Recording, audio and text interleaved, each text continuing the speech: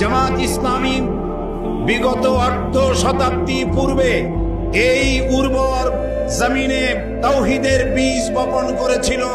সেই বীজ থেকে চারা উদ্গত হয়ে সেই চারাটি আজ শাখায় প্রশাখায় পত্র পল্লবে ফলে ফুলে পরিশোভিত হয়ে বিশাল ময়ূরে পরিণত হয়েছে।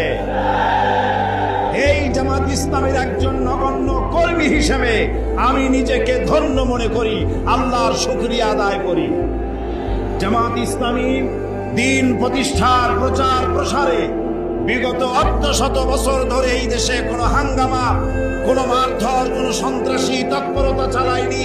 একটি বাস, একটি গাড়ির একটা গ্লাস ভাঙেনি, মারধর করেনি, হাঙ্গামা করেনি।